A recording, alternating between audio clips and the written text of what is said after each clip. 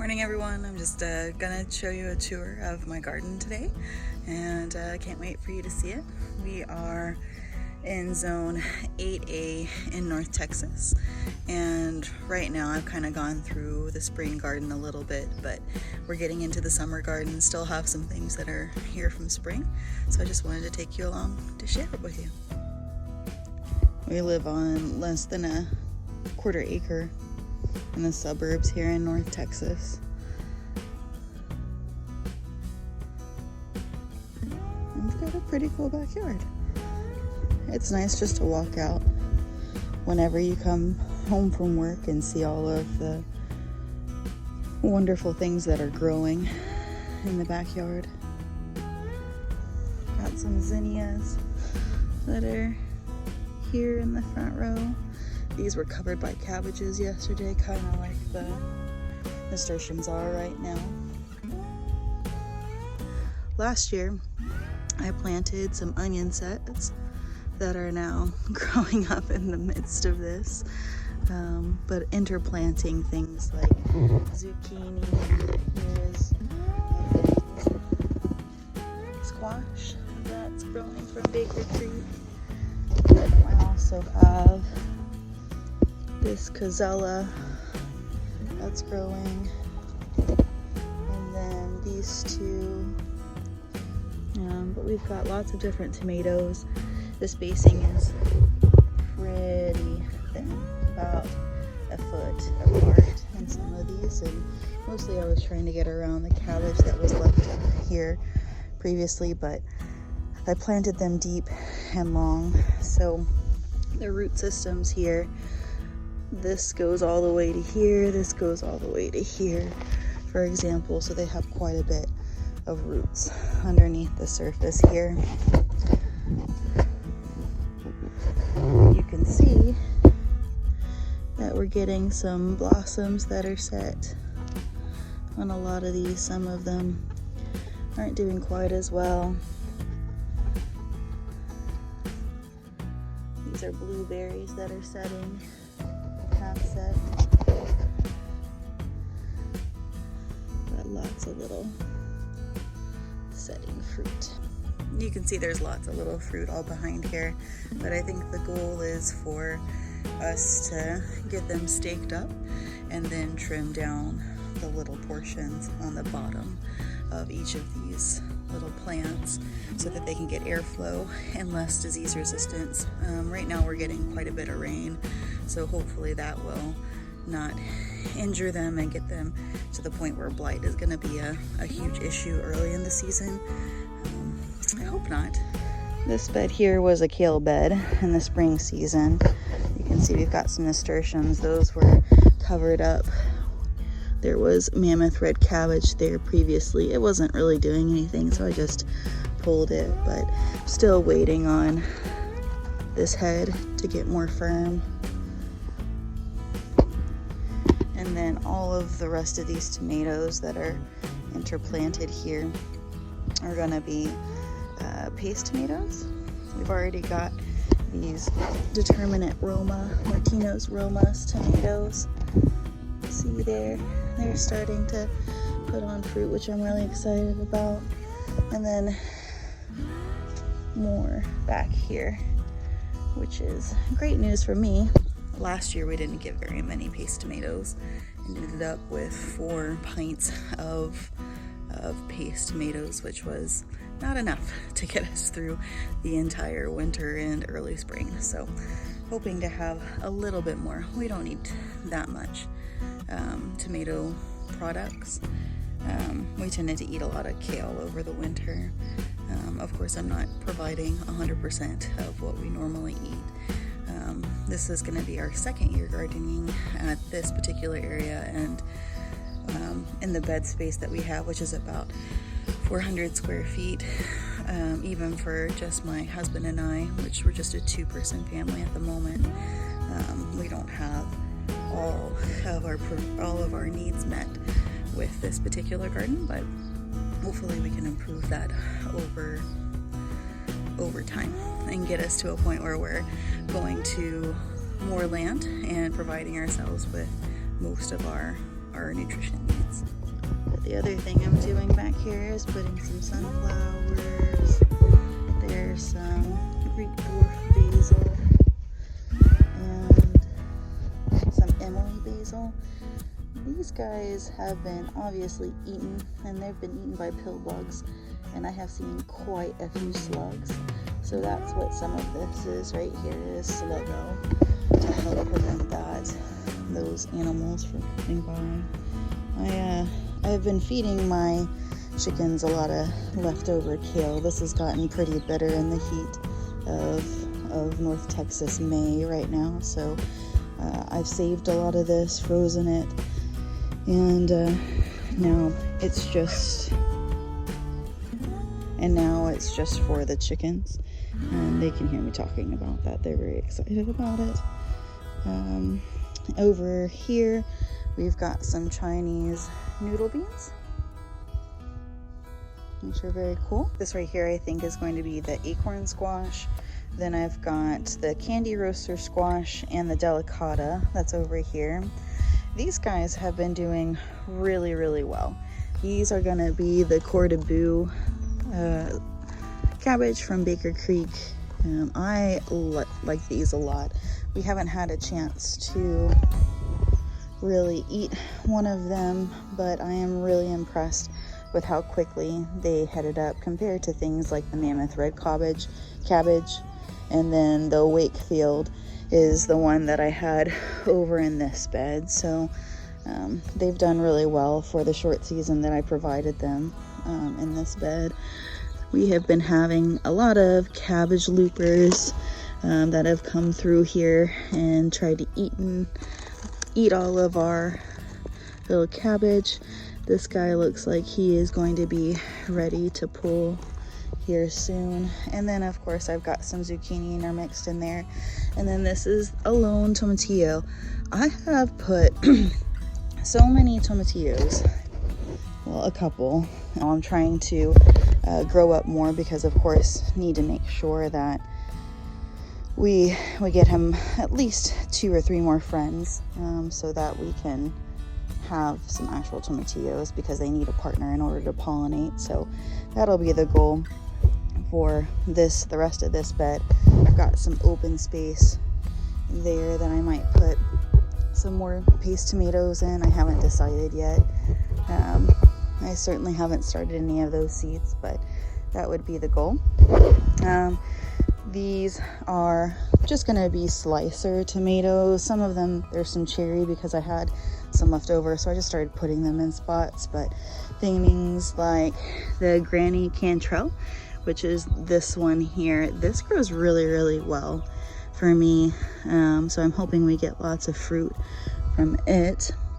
And then things like the pineapple and Dr. White cheese are all back here. Some yellow tomatoes. I didn't do any red slicers this year other than my paste tomatoes. I've got Bonnie's Best over there, but I wanted to try a lot of yellow tomatoes this time around. And then this here is going to be our garlic and onion bed. This is my first year to ever do this, and I've got lots of different varieties, but the cool thing is we've definitely got some bulbing on some of these guys, which, I don't know, I think that's freaking awesome. But on others of them, like this guy, we've got lots of different varieties. Hasn't bulbed yet, may not bulb at all, because it's starting to get into the time of year where the next month I should be harvesting those, and it takes few months for those to bulb up and get normal to where I can use those as cloves. But I've got some onions in here. Some of them are doing better than others. These are Gabriella, Red Rock. I've got Scout onions over here from Johnny Seeds. So the ones that are working the best for me right now are the Scout ones. We've got some zinnias over here. One of them's ready to pop up, which is awesome. I had tried Charles Dowding's method here, where you put multiple different seedlings into the same area so that they grow together and they grow out. And the bulbs, you can actually take some of them out as spring onions, and then the rest will develop bulbs. I don't know that I'm gonna get the biggest onions this year. I tried doing the single onion in a slot for the front yard, and I can show you where I did that, but it didn't really pan out for me up there, I think because of light issues. That's mainly the issue that I have in this garden is light. We don't get a lot, and if we do, you can see already it's 7 o'clock in the morning here, and this is the fence on the west side, and it's not gotten any sun yet, whereas if it were anywhere else on the south side, hopefully we would be getting a little bit more sun, but unfortunately I don't, which in Texas weather it can be good or bad, I suppose. So this is another arch trellis for us. This is going to be the Chinese noodle beans going up the side here. So I did not read a lot about companion planting, and probably should have, but you can see the health of our leaves over here isn't the best, and compared to something that was seeded at the same time, which these are pole beans, you can see how high that got. I think these guys have been stunted because they've been placed in the same bed as the garlic and the onions, and beans are actually stunted in that situation. So I would like to, once these guys stop producing, which is probably going to be in the heat of the summer, I'm probably going to come in and thin these out and put melons down. And then this side of our trellis is going to be the pole beans. I've got rattlesnake pole beans in here, which I really liked from last year. I had beets that I had multi-sown with the Charles Dowding method again, and you can see they're growing well with each other. I actually have already taken quite a few beets out, but this is a Furkugel beet, and they taste incredibly sweet. They look wonderful, and I've really enjoyed them. So that'll probably go into a pickled beet recipe later today. But then I have interplanted previously where the broccoli was. I had put these peppers down when it started to get warmer. And we've got some eggplant here. These are the Ekstrom eggplant in these 3 locations. I've got white eggplant, which is right up there, and then there's a couple more eggplant, one you can see right there. But all of these guys excuse me, are gonna be peppers. We've got bullnose peppers, that's a roasting pepper called the Ajvarski, shishito peppers. We've got more bullnose, jalapenos, and then a chocolate pepper, which is not doing as hot as I would like, and then some mini bell peppers and other things along here. That's cayenne. I am really struggling with this bed getting quite a bit of slug damage, and that's what you're seeing throughout there. So hopefully with the sluggo that I put down, that'll get better.